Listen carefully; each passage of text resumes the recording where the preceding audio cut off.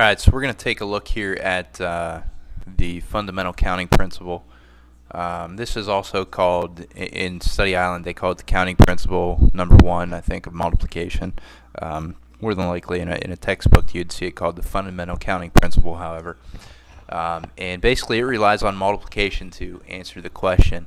So we're going to take a look here at this particular question. It says Brittany is ordering a bouquet of flowers for her mom, and she can choose one type of rose, one type of carnation, and one type of greenery to be included in the bouquet. So what I'm going to do here, we have 3 different selections to make, and usually there are different categories when you have a fundamental counting principle, and I can see that the categories in this particular problem are the types of flowers. So we have roses, we have carnations, I believe, yeah, carnations. And one type of greenery, so we'll put greenery as our last category. So we have 3 categories. If the flower shop, it says that Brittany is using, has 7 types of roses, 5 types of carnations, and 2 types of greenery, how many different bouquet combinations are available? So what we're going to do here is list the number of roses she has, the number of carnations, and the number of types of greenery.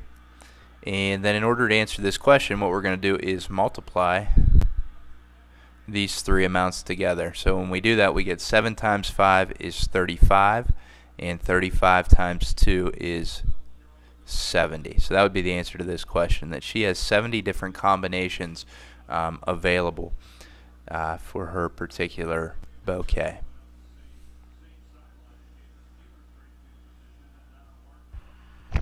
Alright, so we're going to take a look at another problem here. This one actually combines the counting principle of multiplication with the counting principle of addition. So let's read the problem here. Susan is redecorating her room, and she could decorate her room with a jungle theme and customize the wall color, the comforter, and the lamp. She can choose from 4 different wall colors, 3 different comforters, and 2 different lamps for the jungle theme. Susan could also decorate her room with a beach theme, and she could customize the wall color and the comforter. She can choose from 9 different wall colors and 5 different comforters for the beach theme.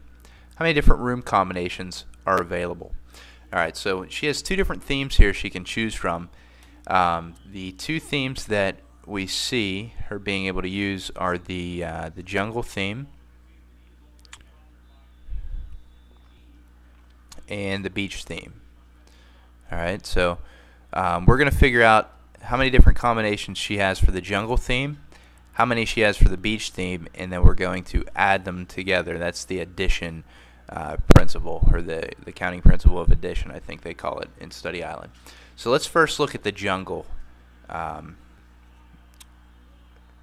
theme that she has here and see how many different combinations she has there. So she can choose from, she's allowed to choose wall colors, so we'll say wall. She's allowed to choose comforters, and she's also allowed to choose lamps. And her walls that she can choose from, the wall colors, she has 4. Comforters she has 3. Lamps she has 2. We're going to multiply those together. 4 times 3 times 2 is going to give us 24 combos for the jungle theme. So up here under jungle, we're going to say 24. For the beach theme, we see that she can customize the wall color and the comforter, and that's it. Spell comforter right, yeah. For the wall, she has 9 different colors. For the comforter, she has 5. Multiply those together, we get 45 combos that she can, or combinations that she can choose from. So for the beach, she has 45, and then we're going to add these 2 together to get a total of 69 different combinations for this particular problem. So here we used, on under just the jungle theme, we used the counting principle of multiplication, 4 times 3 times 2. We did the same thing for the beach, and then we had to add those two together to get the total number of combos, and when we added together, that was the counting principle of addition. Alright, this next problem uses the counting principle again. This time it's a little bit different of a problem. We're told that John's worried that someone may be able to randomly guess his online banking password. His bank requires that each password has 5 characters, and each character of the password can be a letter or a number from 0 to 9. If no 2 letters or numbers can be duplicated, what expression below would represent the number of possible passwords?